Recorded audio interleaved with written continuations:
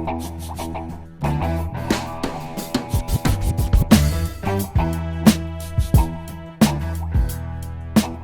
right, we're live here at Culturally Canceled with me, Russell Peters.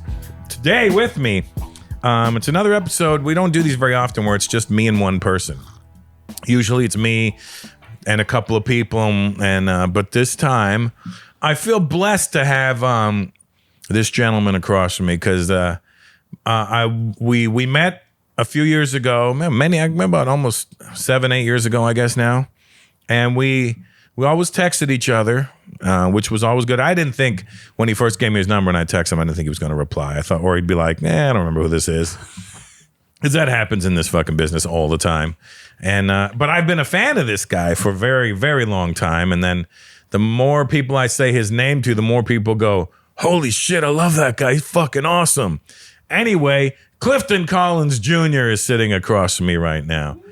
Thanks for having me, brother. What up, Clifton? Thanks for having me, brother. I know. He's the most Mexican-looking guy with a black guy's name. And an Irish last name, which makes no sense because apparently your dad's German. Yeah, completely. I know. For a long time, it's sloppy. And then, by the way, Piper the dog is here. And she's being a fucking brat because she dropped her toy and she's whining because she wants somebody to pick up her toy for her. You lazy bitch. Or one could argue it's just a commentary. It is. It's a little pug commentary. Yeah, she's like, somebody play with me. So here's what I was trying to tell you before we came on the air, Cliff. Yes, sir.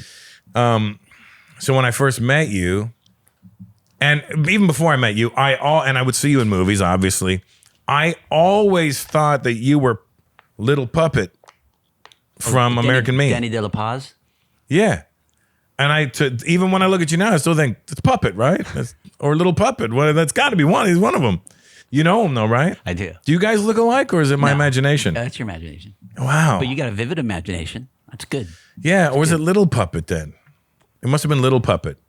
Because Puppet didn't look like you, but Little Puppet, his brother, the one that they killed. You know, now that I think don't look at me, Little Puppet. Don't look at me when he's killing. Look away. Look away. You know how you do when you're killing your brother. Yeah. The old kill your brother scenario. Yeah, you don't want to make eye contact. It's just creepy. Yeah. Oh, yeah. Well, I just thought you got thinner. You know what I mean? Who, me? Yeah, I thought, like, when I look at that, I go, I thought you got thinner over the years, and that's where you just had a chubby phase or something, you know what I mean? That's Danny Villarreal. Yeah. Wow, that's a throwback, brother. God, that's 1994? Was it 90? Was that? Yeah, it was earlier. Jacob Vargas was in that, too. He was young in that. He was probably 22 or 23. And the Japanese guy was in it. What's his name? Oh, I forget his name. Yeah, that's, there's a lot of heavy issues with that film. They did. Yeah, well, it was a great movie, but it caused problems for them. Yeah. And a lot of people had to get them out of those problems. Yeah, and some didn't make it. Yeah, well, didn't Danny get them out of some of the problems? I don't know. I heard Danny made a call to listen, he didn't, to really smooth it over. He didn't get him out. He was just like, listen, let me just explain on this guy's behalf. He didn't, You get a phone call from the Bay, you got to pay attention. Yeah. Well, that's true for sure. Yeah. There's a reason there was no. I'd get collect calls from the Bay, but those were my friends. Yeah, that's how that goes. Hey, can you put some money in my commissary? I love doing it for my friends, though. Send them some shoes or whatever. Yeah, because they, and then they brag about it. Do they? My friend, he's an actor. He gave me these. Oh, wow. Well, whatever. If it helps. And then they go, put on this movie. He's in it. Put on this movie. He's in it. He's in this movie. Yeah, put on Encino Man. I did drop to 143, though, but that's not when you knew me. When you knew me, I was more like 160. You're not like a big guy to begin with. Like, you have a small face, so no matter what you do, you'll always look thin.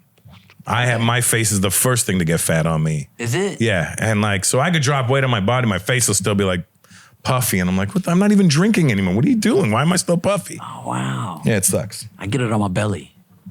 Yeah, I mean, I'd rather have it there than on my fucking face, because then at least you can just do a headshot and still look good. Wear a big jacket. Yeah, wear a big jacket. Wear some baggy clothes. Yeah, baggy clothes is the way.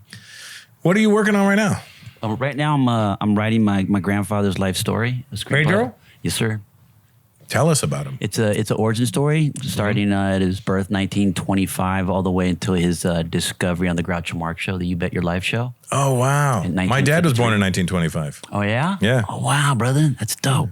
Yeah, so it's it's taken me down some rabbit holes. I've traced my family lineage to the carpas of the 1900s. My theater background going back to the 1839 Spain. So this is genetic for you. This isn't really a choice. Apparently. Yeah, it's like kind of literally. It's like, your grandfather was a, I knew his name. Contract player for John Wayne. That's crazy, right? Couldn't even read. Yeah, Pedro Gonzalez Gonzalez. Yeah, he started to perform when he was 6 years old. Well, he was a dancer too, though. The tap dancer, hoofer, jitterbug, Charleston, a comedian. He would quickly become the headliners of these. Carpas were like the traveling vaudevillian shows of the day. Yeah. You do like 4 or 5 performances, and you move on to the next town. So a lot of the families, it would be a family affair because you still see them. Yeah, you still see them. I went to one. There's like the Vargas one. The Vargas family circus, you see, and it's like everybody's related. Yeah. And there's no shortage of Mexicans in a family. This is true. Shit, my son is half Mexican, so I get it. How did that happen? Yeah, well, fucked up, but.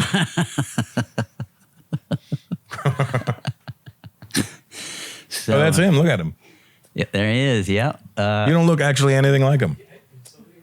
Oh, there you go. You got the eyes. Yeah, I get a lot. I remember, the eyes and the nose. Eddie spoke at my grandpa's funeral, and he was like, "Clifton, you gotta play him in a movie." That would be dope. I'm writing it now, so it's I got a 150-page script. My next draft, I'm going to be bringing it down. But Guillermo del Toro sent me on my journey when I was doing a Nightmare Alley. Mm-hmm. in Toronto, and one night we were having a little wine and cheese with his girlfriend, and dinner was finished. Ron Perlman had just left, and Willem Dafoe and Toni Collette. It was just the 3 of us, and they wanted to watch a trailer to Jockey.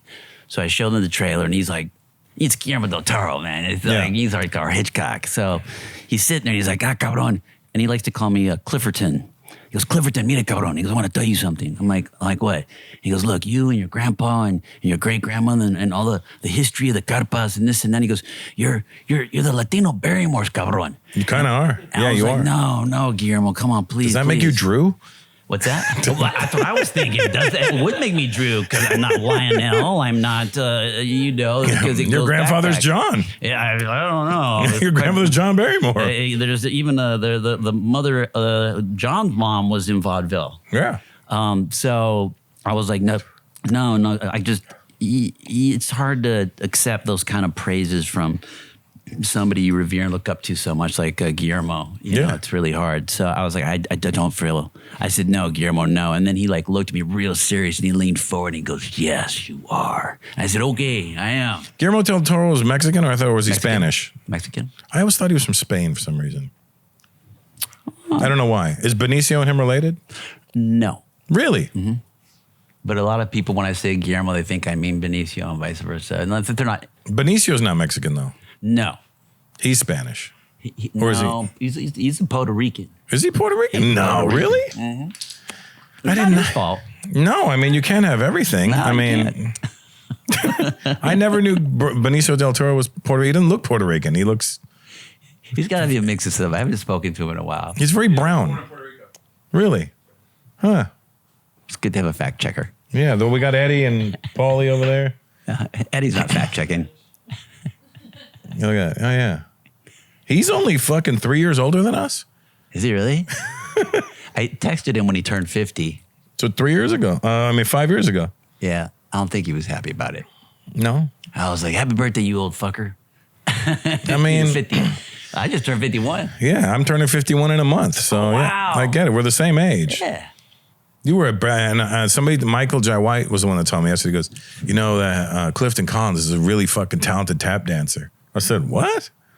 I said, "How do you know that?" He goes, "It's common knowledge." I go, I didn't know this. I never even heard that. I wouldn't associate you with tap dancing.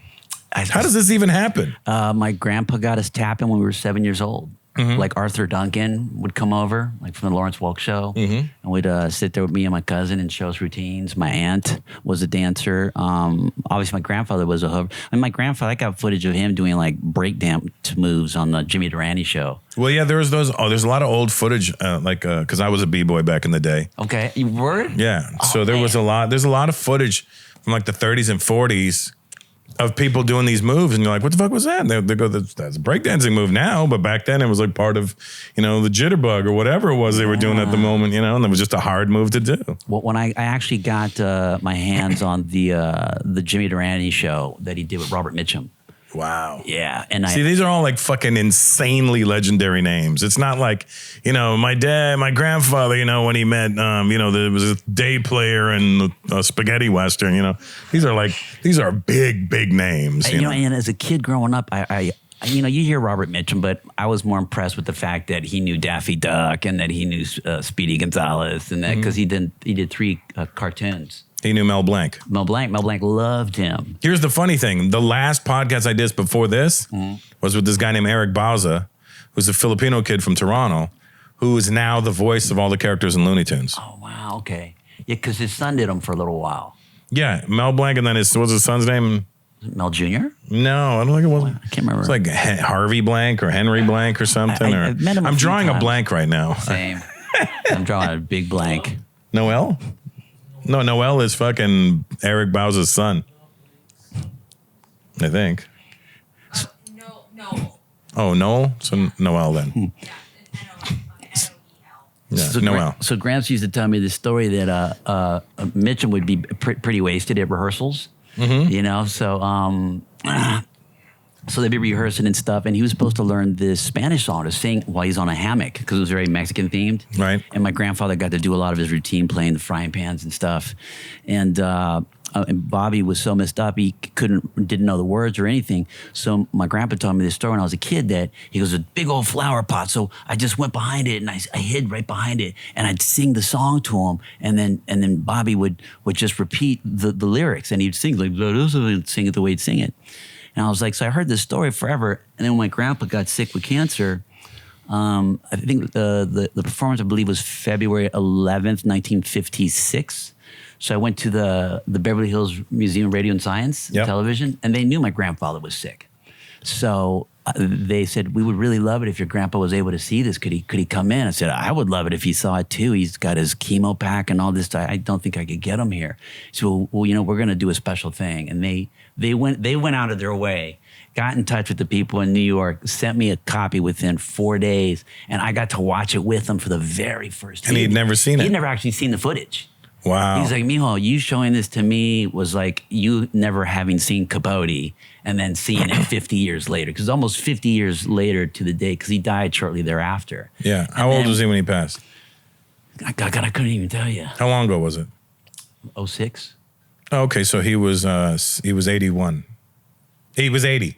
Okay. Because my dad passed in 04 and he was 78, and they're the same age. So okay. Yeah, he would have been 80. Yeah. So we're watching it, and then sure enough, there goes the hammock scene. He goes, Mijo, right there, there's the flower pot. I'm hiding right behind that. Wow. So to put that together as a kid and then be in my late 30s, and finally it was just such a beautiful, magical bookend. I tend to, when I go on YouTube, I watch a lot of the stuff that I saw when I was a kid in the 70s to try and re-understand it. Yes. You know what I mean? To really appreciate what I was looking at. So I watch a lot of old Carson interviews and stuff, and I realize what a fucking dope time that was. Carson, I watched a Groucho interview not that long ago when he was older. Yeah. And the reporter asked him if he thought the world was funny. And Groucho had told him, no, I don't think the world is funny. In fact, the world is filled with pain. And it made me think because, as you know, a tragedy plus passage of time equals comedy. And it made me realize that he was coming to terms with his own mortality and realizing that he doesn't have enough time to process all the stuff he's really hyper aware with and of. I loved Groucho. Groucho, I mean. I loved the Marx Brothers. Have you seen the episode of my grandfather and Groucho on the You Bet Your No. Life? Eddie, pull that up. Oh, Lord. Groucho Marx, You Bet Your Life with Pedro Gonzalez. They would remain friends to the very end. Yeah, like Groucho, I would watch like Duck Soup and all that stuff. I watched it recently. What was the Feathers one? What was there was a Feathers movie called, they had a movie called something with feathers in it. Yeah, their uncle helped them because their mom, because Groucho was fairly, he was out of school by the age of 14. Yeah, that's like the kind of normal back then. It kind of was. Especially people in the entertainment business. Yeah, but they would do not so great. Minnesota Plymouth dealers. Oh, yeah, there you go. From coast to coast, in every state in the union. Like watching this now, Present- even you're like, this is so fucking dope just to see. Groucho Marx. It's just so retro. And you. It seems retro, but still seems like when you really think about it, like we're all part of the same wave of the same thing. You married? Because yeah. it didn't exist when How they were long you been kids. married? 9 years. Wait, what did he say? 9 years.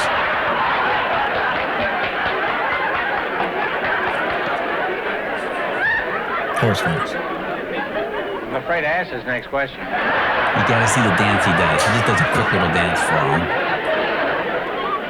Was your wife named Gonzalez before you married her? No. Oh. How did you meet Mrs. Gonzalez Gonzalez? Well, she was working in San Antonio in an old theater. She was a dancer. And I have a friend, and then he took me to her in backstage. And then she gave me a good look, and I give her another good look. And then we go along. That's his real voice? Yeah. Yeah. What kind of a look did you give this girl when you met her backstage? Could you give us a sample look, Pedro? Well, can I look at her? Did you guys have the same eyes, nose, and mouth? Would you mind if Pedro That's looked crazy. at you? See? Give it a look. Yeah? Will this make sense when they watch this on the show? Yeah, and YouTube. Well, the audio of this right now is going Did to this suck. have any effect on you at all, Sally? I look back. That's your grandmother. Well, He's I'm talking curious about- that's about a- your courtship, Pedro. Didn't her That's mother object another, because her daughter was so young? That's just another contestant. Well, she objects Oh, okay. sometimes, I remember one time I went to see my girlfriend. I took her a serenade. You took her a serenade? Yeah, like I saw in the movie they take serenade. So I took a serenade to her. And then I had my guitar and I started singing a song. When I was singing the song, I saw the window open. And I thought it was my girlfriend who would want to give me a nice kiss. And Good she's night. upstairs and you're downstairs? Yes, sir. Well, how could she kiss you if she was upstairs and you were down? Well, I think I can climb up. And She was then, What younger year than was you. this? She could have climbed down. 1953. Oh, wow. And So then your, the your window grandfather was 28 years and I old thought here. it was my 27. girlfriend. And 27, no, it was yeah. her mother, and she threw me a pail of water. That's crazy, right? Yeah, they got married. He was 17 and she was 15. Wow. She threw a pail of water on you? Yeah. What were you singing? Kiss of Fire? What were you singing? Do you remember? So I watch. was singing the Rancho This is where he Grande. sings his. Well, could you give us a little of it? Oh, yeah. Y allá en el Rancho Grande. You want it in English or in... Was he meaning to be this funny? He's just naturally off the cuff. Right. Yeah. Because he's playing it so deadpan. Well, I don't know. What would you call that, what you just did? Rancho Grande. I mean, would you call that English or Spanish? Well, I think I call it English. You do it in English, huh? In English? Yeah. Over there in the big range, I have a beautiful... Well, no wonder you got the water. and I dance, too. You do, huh? Oh, Well, yeah. could you do a little dance for us? Sure, why Check this not? out. What kind of dances do you do? You come over here, Sally, eh? And you go over there and dance, huh? Huh? You want me to dance? Yeah. What you want me to dance? I dance the jarabe tapatío, I dance la bamba, I dance little mambo, and I dance, Well, do something that you do very well. Okay. Well, when I dance, I just dance la jarabe tapatío. That was a breakdancing move. That.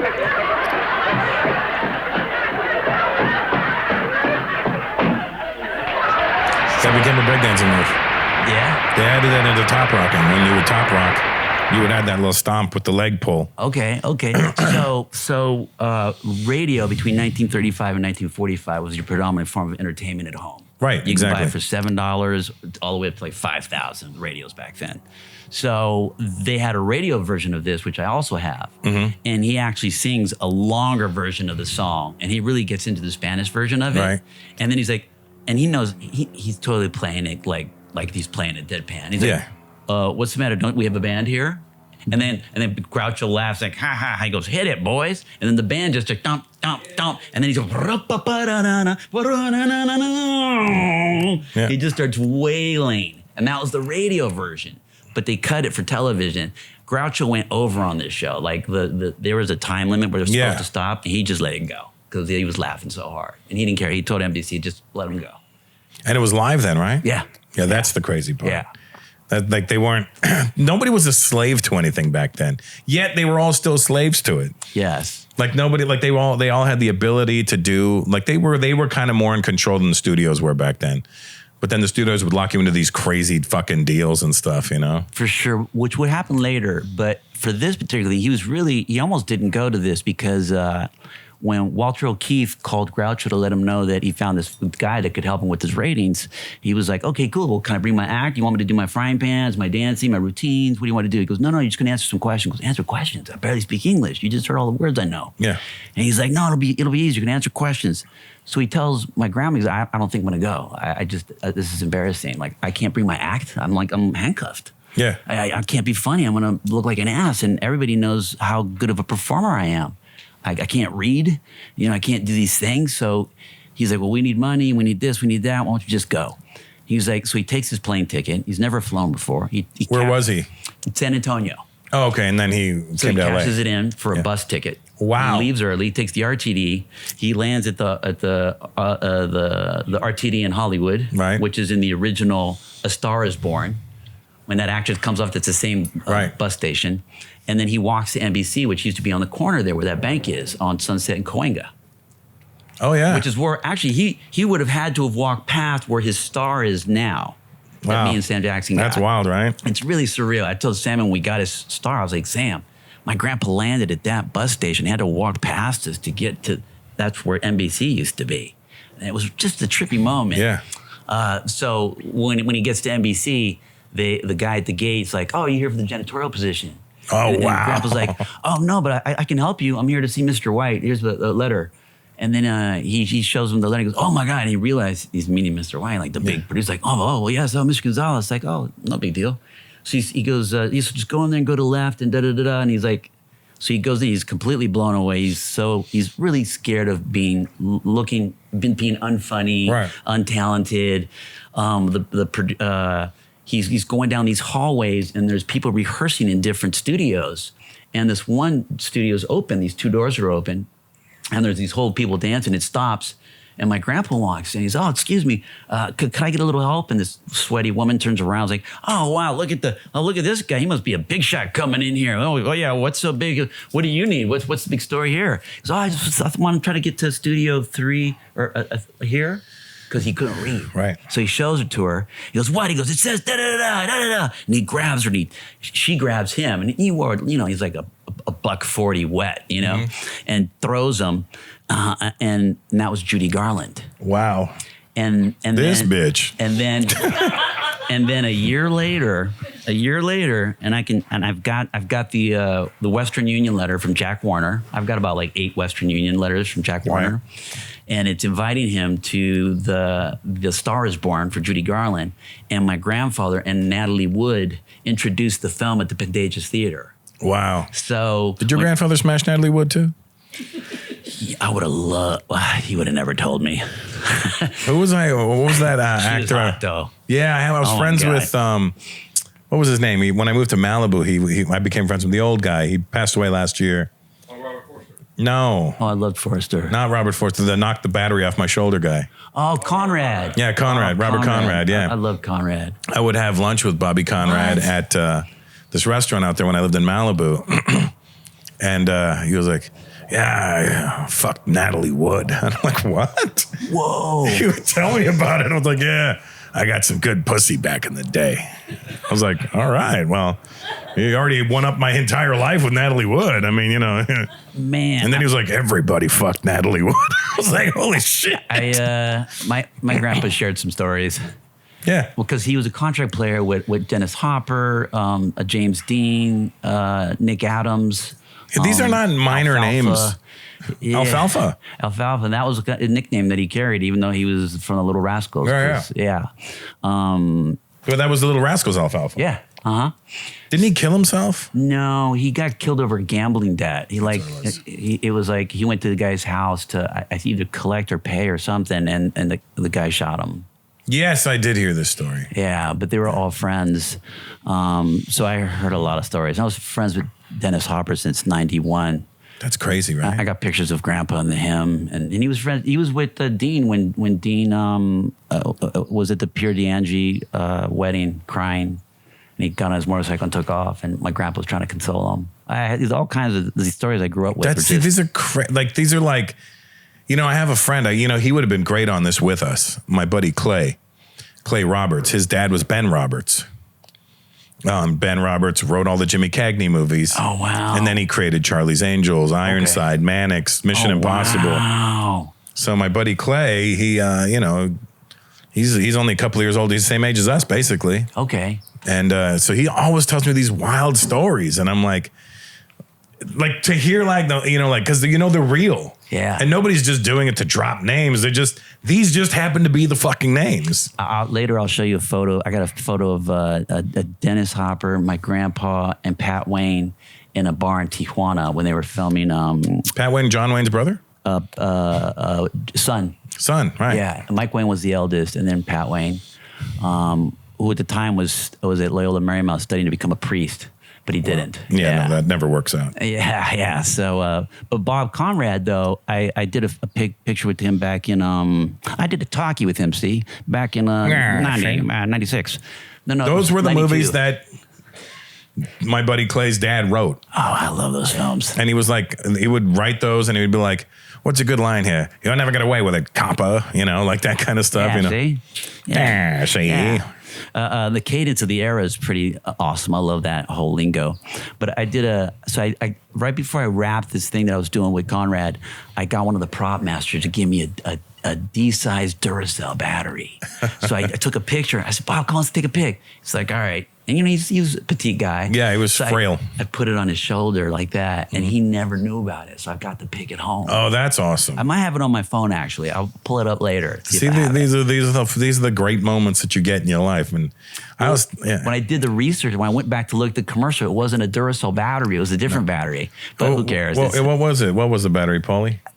You're old. I think it's the one with the cats. I remember no, it wasn't Ever Ready. I remember the ones with the cats on it. What were they called? Was Ever Ready the cats? We're dating ourselves. Hey, Puck, what was the battery that had the cats on it? You know what I'm talking about? It was silver. He's like, I dare you, knock it off my shoulder.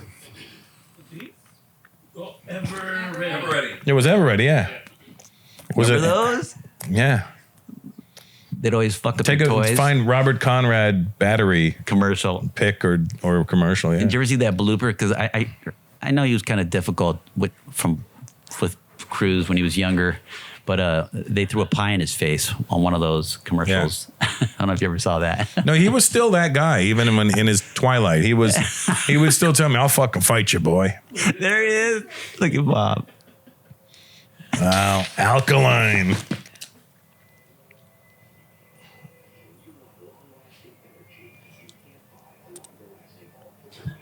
He looked nothing like that when I knew him. Yeah, no. He looked like a ghost.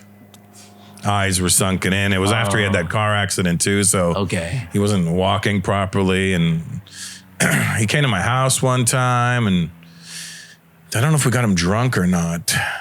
And then I dropped him home, and then he made me come and hang out at his house with him. Made you? Well, yeah, because I'll go, Bob. Well, no, you know what it is. You feel bad because you actually find out that the guy's kind of lonely, and he's like, "Hey, you want to come in?" And you're like, "Yeah, I'll come in, Bob. Yeah, I'll come in." And you feel bad because the house is really nice. And he was like, just trying to get my wife back. And I bought this house hoping, and I'm like, Jesus, this sucks, man. Yeah, that's because, underneath all the rough exterior, he was just a regular sweet guy. For sure. Which is most of the tough guys that you ever meet. They're always these sweet guys underneath. Yeah, I'm learning that. Life's a funny thing when you get older. Your values change, your filters change, you grow, you evolve. You get more empathetic, and your capacity for empathy grows. Hopefully, if you're a good person. Yeah, I mean, human.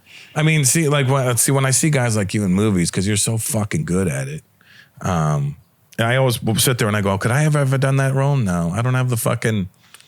I don't have the ability to control my face the way you do. Like, what I'm saying is when I see you in a role, your entire being is that role. Thank you, man. So when I see myself doing something, I can always see, I'm like, I fucking drifted off. I look at it and I go, I fucking not even paying attention. Do you know what I mean? I'm like, I'm not present. It's just, I could see it. I could see all the things I'm doing wrong when I watch myself. Oh, man. When it comes to acting, especially. Like stand up, I know how to do like the back of my head. I would love to, I've got a lot of friends that call me for coaching. Oh, yeah. I mean, I never have a role good enough to get coached for. Okay. Do you know what I mean? It's like if I had a role that would be good enough to get coached for, I'd be like, Clifton, can you help me with this? You call me. Look, I don't, in some of the youngsters that I mentored, like some of the people that I worked with that were kids, they're now like grown ass men that will call me. They know, don't call me for a guest spot. Yeah. Because I don't want to spend 4 hours with you on a guest spot. But if you got a role that'll move the needle on the record, you can call me. I'll be there for you. Yeah. I don't charge them nothing. And we're going to grind this bitch out till because you know tricks. You know tricks to this. Well, actually, you study so much, you get past the tricks. Right. You can start with tricks. If you don't have a lot of time to prep, you fall back on some of the tricks that don't look like tricks. Yeah. But if you get the right proper time to prepare, you get past the tricks and you make that shit real. And that's when the face changes and those things happen. But that originally started with me as a result of not feeling worthy of a role as Clifton. Right. I'm like, I'm not right for this role, and I'm glad I got this audition, but I can bring somebody for you that is right. And that would be the character I created. So I would hide behind this mask. I said, that guy is better for this role than I am. Well, that's the thing. That's where I can't get to. Because you love yourself. I don't know what it is. I just, you know what it is? I trust my own self.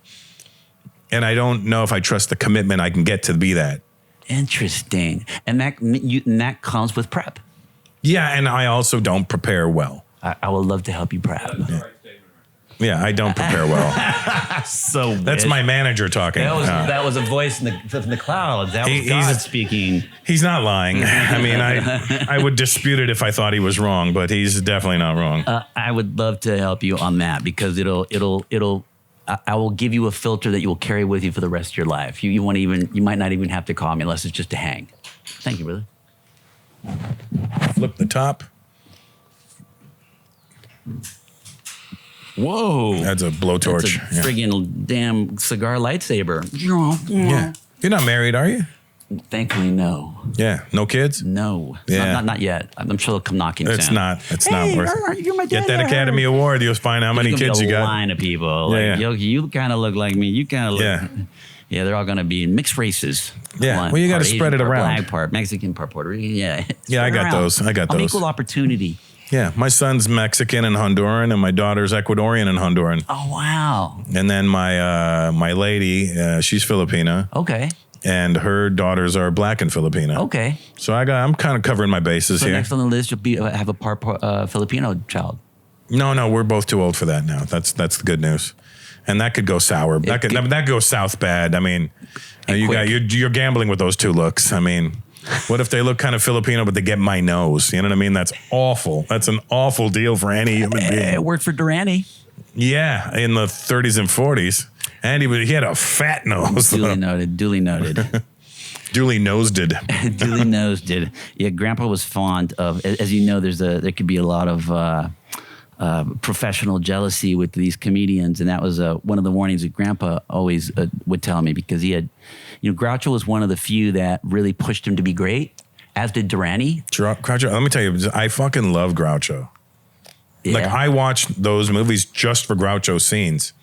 I didn't like Harpo, and I didn't like Chico. Chico just wanted to be a bar player. That's what he aspired to. Harpo was the quiet one, right? He was the quiet one, and he took up the harp because he just wanted to have something to do. Yeah, and he'd always have the horn. Yeah, he came up with that stuff because they when they would come up in vaudeville, they would get fired from every show they got hired. So the mom, as the manager, had to rename the group every time. Oh, here's the new group I have, and it was the same brothers. Yeah. And then one of their uncles was who's kind of a semi-successful playwright. Was Marx their real last name? No. What's Groucho? Oh, he's got a cool last name. He's got a cool first name too. What's Groucho Marx's real name, Eddie? I'm totally blanking right now. It's a really dope name. Julius Henry Marx. Oh, yeah, Marx was the real last name. Julius.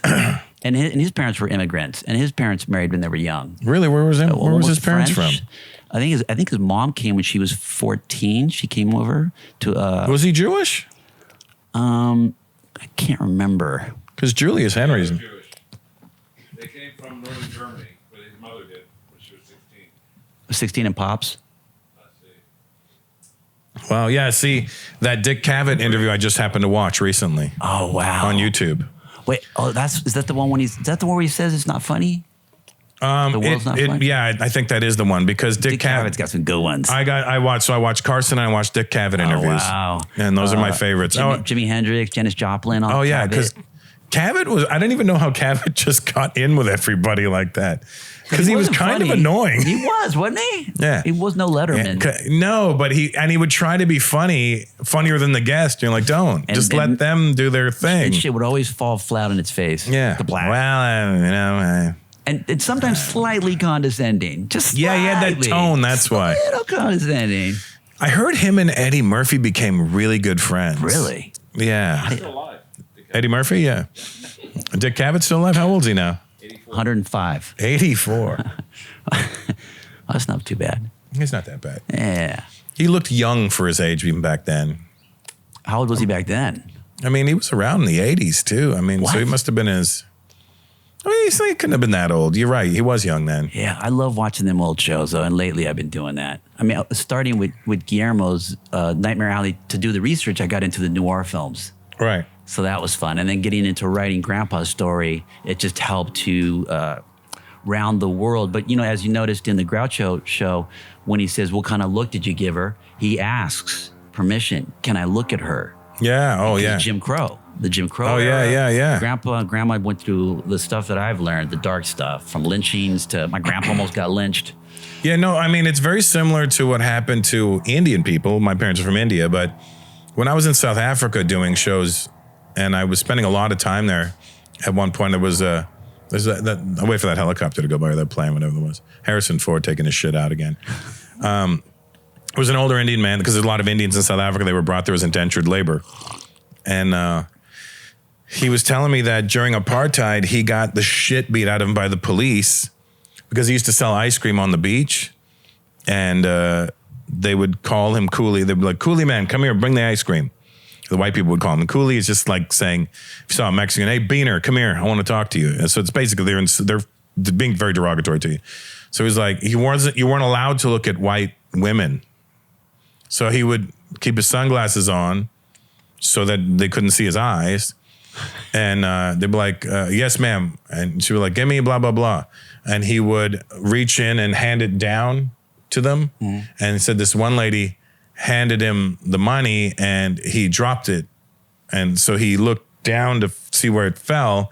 And she was like, are you looking at me? Oh, wow. And she called the cops, and the cops beat him within an inch of his life, he said. Yeah. He said it was really fucking bad back then. So I fully understand that whole Jim Crow era stuff. And so when you say your grandfather asked you, I get it. It makes complete sense to me. Yeah. I think people forget what the tone was, because there was a lot of things that were at that time socially accepted and not considered racist because it was just the time. But today, if you were to actually know what people were actually saying and meaning, you'd be like, oh my God, this is so racist and insensitive.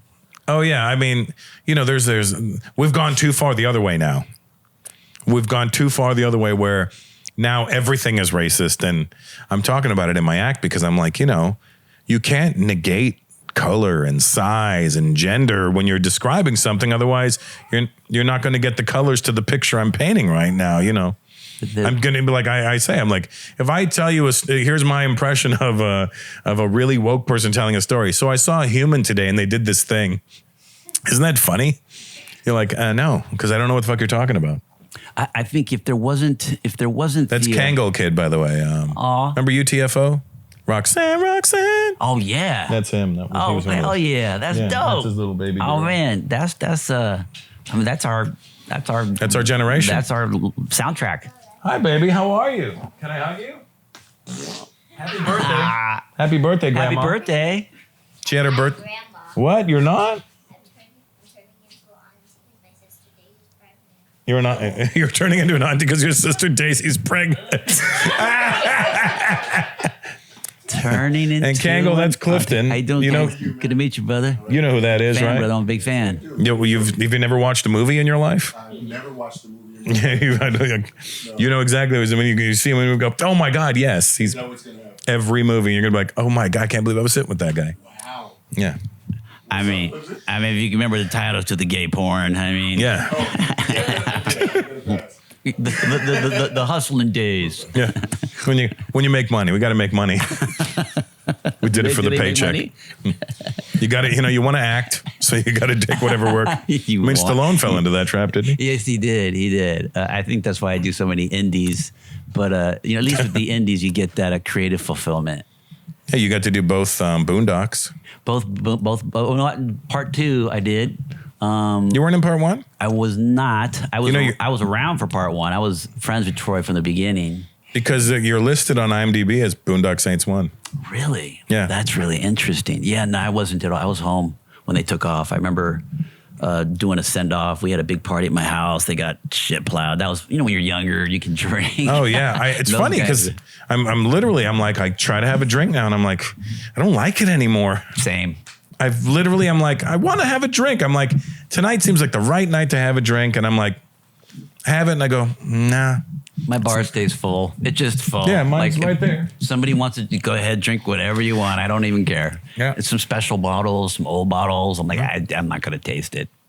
I'll taste it, but I'm like, I'm afraid of my reflux acting up, number one.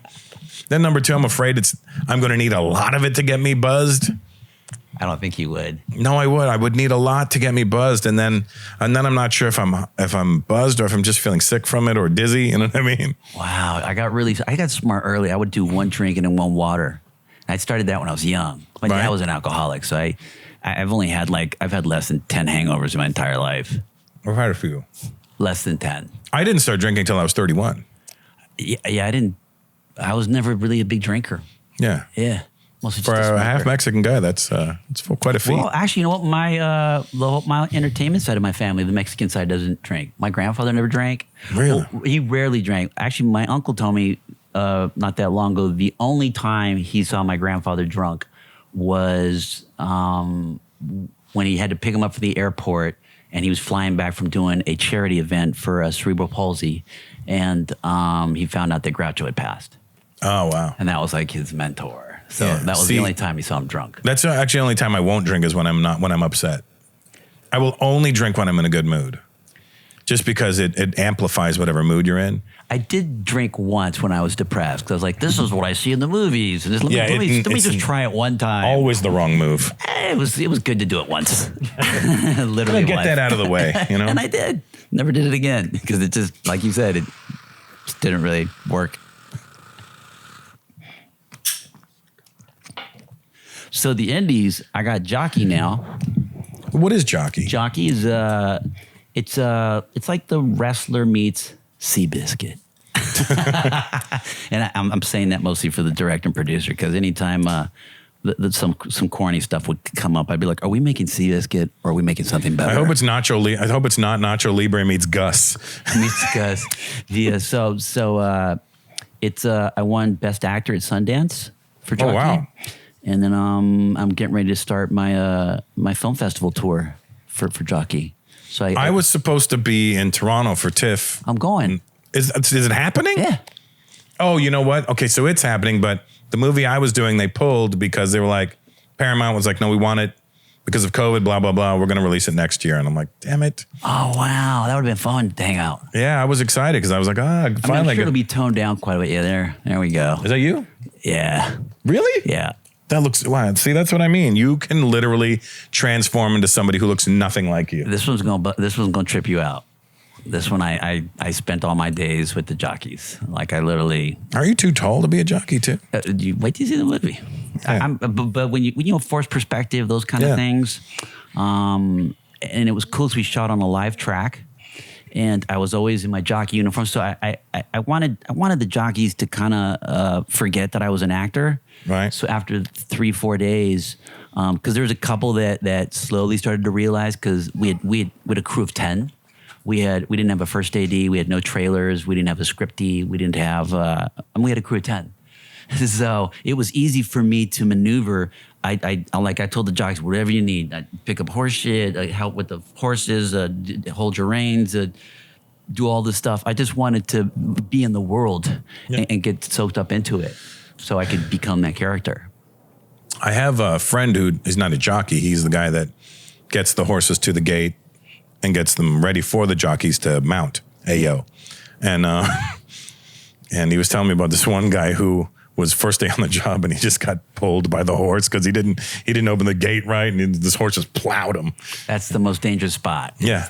Is the gate. I sat in the gate. You got some things that you can stand on if you can get off that horse fast enough, because it's very different than rodeo horses like on Westworld. You were in Westworld? Yeah, season 2 and 3. Oh, the series, yeah. I'm thinking of the movie. Yeah, not 1973 with Yul Brynner. Yeah, I was 3 years old. I look a little different. Yeah. I was shorter. You really grew. Yeah, I was shorter. I was way shorter. So the horses on Westworld, they're really well-trained rodeo horses. So you can, it's like driving a Porsche. These horses are so maneuverable. And they tried to buck me a couple times, but I was good. Those quarter horses, man. I mean, you kind of hope to nudge them. They're like dragsters. They're the dragsters of the animal world. Yeah. You kind of just nudge them to the left and right. Whereas in rodeo horses, you go like this backwards, go like this, go like that. Not with these boys just want to run. They're waiting for that bell. And if that gate doesn't open and that bell goes, all of them are crashing to that thing. Yeah, they're the Talladega Nights horses. Yeah. They're fast as sin, like 40, 43 miles an hour. Yeah? Oh, yeah. Yeah, that's no good. I don't like riding horses. I did it once, and I have balls, and they really get whacked on those things. You got to kind of position them, and you got to know how. You got to lift them. You got to lift, but also you got to know how to ride too. Because when you get into that lope, then you kind of lift off that saddle a little bit. Yeah. And on these, you don't even have a saddle. It's like a little thong. So you didn't have a stunt? We didn't have no money for stuntmen. So it was you. Yeah. It's all you. It's absolutely me. Yeah, That's crazy. Yeah, there's. Did you get hurt at all? I did not. No, not once. That's impressive. Yeah, emotionally hurt.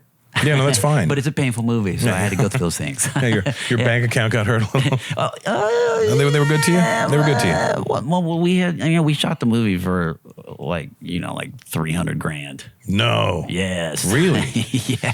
Yeah, your bank account got hurt. Yeah, we stayed at like the Courtyard Marriott. And, that sounds like me on the road right now. I drove myself, but it is creative fulfilment. Yeah, it was one of the most. It's one of those things you got to do it if you really want to do this. Like the project, I really love the project.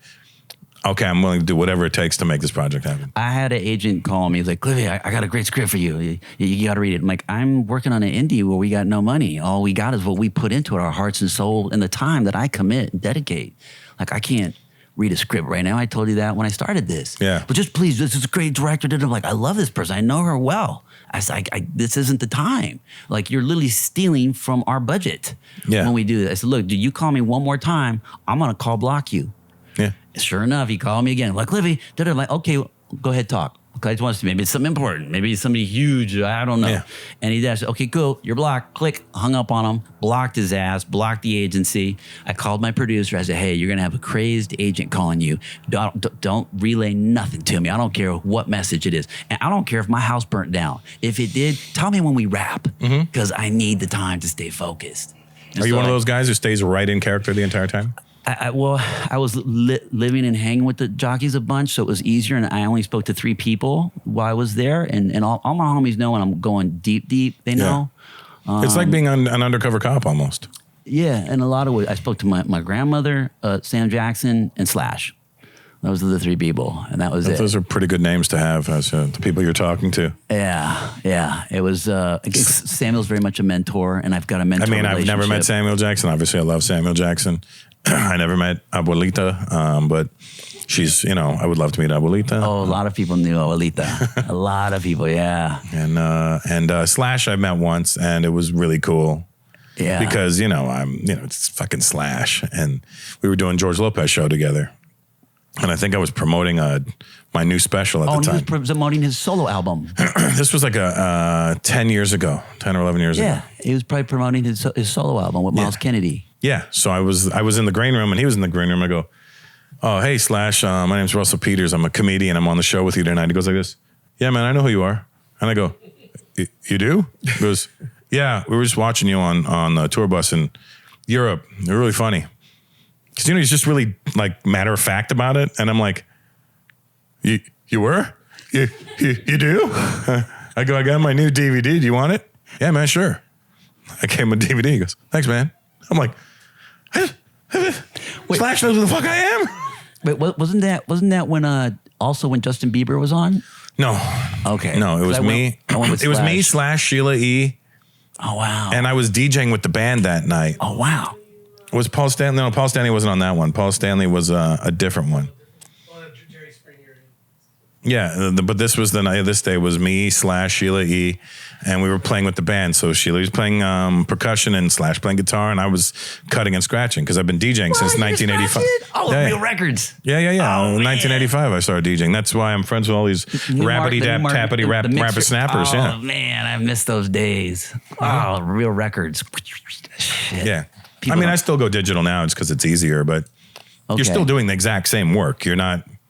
There's no faking it. You still have to know what you're doing. You still have to know how to scratch. Okay, but it's not going to scratch for you. Except for the digging in the crate part. Right? But also, you're not physically digging anymore. You're still digging, just not a physical dig. But also dropping the needle on the right part of the record, too. Right, Don't forget. You don't too. do that with the CD. Well, no, it's still vinyl. Oh, okay. But you have cue points now. Okay, I didn't know that. So you can mark it. Like, it'll be like, you want to get, like, say if I play a UTFO record, I'm playing Roxanne, and I just want to get to his verse, I would have to cue it myself, but I would listen to it and then put a cue point right there. Then I hit a trigger and it'll hit right at that point. So I could be like, bap, just right to his verse or whatever it is. Either the Techniques and the Newmark mixers. Were they Newmark? No. Well, I was on 12, the turntables right up until a few months ago. And I got these new turntables that are needleless. But there's still a vinyl record on it, and it plays exactly the same as a turntable. Wow. All the same things you have to do. You don't have to worry about your needle running out on you. Does it play 78s? You can hit 78. You'll hit 33 and 45 together. I wonder how a 78 sounds on it. It sounds like you're playing something at 78. well, no, a real 78 record though. Oh no, you can't actually put a record on these. Gotcha. Yeah, because there's no needle. Okay, I was going to say. But I still have my turntables just in case. Okay. I thought I got one of my old grandpa's 78s. Oh, really? I think he was 22. Yeah, those were big, heavy, thick records too. Yeah, they break. They because they're made out of like clay or something. Acetate. Or, is that what it is? It was acetate. Yeah, they'll break. They're very thick and brittle. Yeah, that's when Sam friggin' made that happen, man. Sam made that happen. Yeah, Sam's good friends with Sed and DL and George and all them. Mm-hmm. So I know a lot of people around Sam, but I've never actually met Sam. Oh man, he's got a photographic memory. He says he doesn't, but he remembers every line from every movie. Yeah, I forget anything. Once I shot it, I'm like, it's gone out of my head. Yeah. Now with the credits I have, I can remember some monologues. But I can't remember, not all of them. Like sometimes some people come up and start like yelling at me. Yeah. I'm like, what the fuck, man? Because that's your character. Da, da, da. I'm like, oh, sorry. I have people quote my old act and I don't remember it. And they'll say that and I go, that's pretty funny. Who said that? They go, you, motherfucker, you. I'm like, oh shit, okay, my fault. What's your favorite movie that you did? My favorite. You have one? I Hold on, Kango, your ride's here. Thank you. I've been waiting for it all day. Wish. No, let's let that pass. That's the beauty of shooting in your own backyard. You helicopters, airplanes, and sirens. It's life. Life in the hood. So Life in the hood. Yeah, that's why Russ goes through this. That's right. Hood adjacent. Yeah, he can't leave the hood no matter what I'm he centrally does. south, but I'm not south central. Centrally south. Oh, the good old man. I remember getting shot at in Watts. I remember getting shot at in South Central. I've been shot at 3 times. I have avoided. Who did you piss off? They weren't aiming for me. I think they were aiming for my homies. Right. And then they tried to carjack me 3 different times. Twice the same dude. I was going to say, was it the same guys? Once was in Culver City, off of High Gear and Culver Boulevard, and the other one was off of Western and Venice. Those are the West The Side minute you start Playboys. going a little east, Yeah, but that's a big gap. How would you get that? That's a big distance. You were after Mid-City. I don't know. They was trying to get my ride, and they didn't. Thankfully. What car was it? That's when I was rolling a 5.0 convertible. Remember the old 5.0? Yeah, the Mustangs? Center lock Epsilons. Diamond cut with gold bolts. And I got the gas cap gold plated, the cover gold plated, cloth top. We ordered a... What year was the car? It was a 92 and 91, and we got the 87 Mustang GT 5.0 was the one everybody wanted. Oh, this is the one. Remember Menace to Society? Yeah. Oh yeah. Okay, so that forest green, I got it from the BMW. So we ordered the paint from Germany. I bought this car. I paid for it in cash. We stripped it in my buddy's backyard, and we painted it that forest green. So I was rocking the forest green like 2 years before Menace to Society. So in all fairness, you can't blame them then for trying. I knew. Same thing, Kenny. Look. I was. It's like a girl with her tits out going, what are you staring at? Well, you put them out. Look, you know what I mean? Hey, I had my heater too, but when they tried to jack me in the Playboy's hood, the cops had taken my 92 FS like 2 weeks before. So when you that's just the one time you're slipping, right? One time. They catch you when you're slipping. That's what they say. 2 weeks, and I wasn't even paying. I wasn't even driving properly, and these fools rolled up on me, bam, blocked me in, and just whoa. Wow. Having a pistol pulled on you offset is very different. Yeah. Than on set. Yeah, because hold on, this one might have real bullets in it. This one does have real bullets. Yeah. And this guy might want to do there it is. How did you scathe this? They accused me of tapping some lady in the hood there, which I just denied up and down, but I was. You gotta. And he was like, I'm gonna jack you, fool, and this and that. And I thought, man, is this where my mom was gonna find my fucking body right here in the hood, in this dirty ass street on the floor, right here bleeding out, like damn. And they kept singing and singing, and I said, look, man, I see y'all singing, so you got to do what you got to do, and I got to do what I got to do. I'm out. I put that shit in reverse, flipped it around. I called my homies in Watts. I said, yo, I need a little something. I had an issue. Yeah. And I just rolled out, and these fools chased me for a little bit, and I guess we can stop there. Did they shoot at you at least? No, not at all. Not once. Well, you got away. That's the good news. Yeah, that wasn't one of the times that they shot at me. I got away, so I've lost at least 6 lives of my 9. Oh, yeah. Yeah, but I'm blessed. So now I don't even try to get attention at all. I'm like glasses, hat. I love masks. Yeah. But what's creepy is when you call Postmates and you get the hat and the mask. And like, dude, I love your work. I'm like, how in the fuck? Yeah. I get that. How? I've been there. Yeah, because they see your name on the order. Bill, I got an alias Bill. Hilarious. My alias is always Bill. Yeah, so if we're out or like you get talking to some honey dip or some shit, like and she got a grenade there and I'm your wingman. Mm-hmm. If they don't recognize me, like, oh, this is my buddy. If she's a grenade, I'll just be like, Bill, before they say Cliff. And then they know you got 5 minutes to get a number. We got to bounce. Don't tell them it's Cliff because I don't want them to know who I am. It's Bill. And that's what all my deliveries are Bill. Your hotel aliases, Russell? I got hotel aliases. I got Hugh Jorgen, Tyrone Shoelace. What was some of the other ones? Mike Hunt. I just want them to say it when they call my room. That's why. Judd Nelson gave me that one. Judd Nelson gave me a list of aliases, and that was one of them. Yeah. I remember when Chappelle was shooting that movie, I think it was Screwed with Norm Macdonald, shooting it in Vancouver. Norm Macdonald, Dave Chappelle movie, like 1997 or 98 or something. Yeah, Screwed. Yeah, when he was shooting that movie Screwed, he was like, yo, come to Vancouver and hang out. And I go, all right. I go, how do I? He goes, just call me at the hotel, but ask for Mr. Bigglesworth. And he was Mr. Bigglesworth in the hotel there. So I love it. Yeah, I usually don't need aliases, but when they deliver stuff at the house, I gotta have aliases. And usually somebody else collects my food because I don't want to. You're very fancy. No, just because I don't want to. You know, it's like I got a gate and stuff, but I'm Mexican. I know how to get over a gate. You speak Spanish? Yeah, I speak Spanish. Look at you. Yeah. I understand it because of all the fucking LA? Eddies. And because you live in LA? No, because fucking Eddie and then the baby Los mamas. Angeles. half Yeah. the names in this state. are Half, all of Mexican. them. Almost all of them, yeah. Yeah, there's not one except for Sherman Oaks. That's the only one that they didn't name. Yeah, you're right. I can't even spin that one. Studio City, they didn't name. El Studio City. La Ciudad de Estudio. Woodland Hills, no, none of that. Woodland Hills. But Calabasas, I didn't know that meant pumpkin. Calabazas. Yeah. Calabazas. If you say it like that. Yeah, Los Angeles, San calabaza. Diego, Santa Monica, Lewinsky Boulevard. Yeah. I used to call it Sepulveda when I first moved down there. I didn't know how to say it. There's like Sepulveda. I go, that's a stupid fucking name. Cahuenga, Yeah, Cahuenga. which is named after a general. General Cahuenga? Yep. There was a big battle. There's a giant fight with General Cahuenga. Look that shit up. And Cesar Chavez Boulevard. Yeah. I thought it was, when I first moved, I thought it was named after Julio Cesar Chavez, the boxer. Oh, the box. Because I didn't know who Cesar Chavez was. Okay. Because I grew up in Canada. You know, I get it. First of all, we don't have Mexicans. That's right.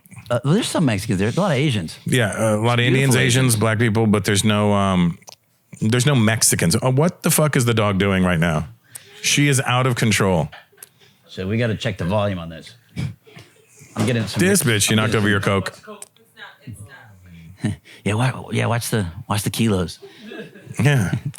Dog's getting into kilos. Yeah, we got a rogue pug out here. Piper, you lunatic. You know what it is? She's tired, and so when she's tired, she gets crazy, and she just wants somebody to fuck with her so she can go to sleep. Look at her and see Men in Black. I mean, wherever you see yourself. We're doing pool. Think that little dude. No off switch for this guy. No, none.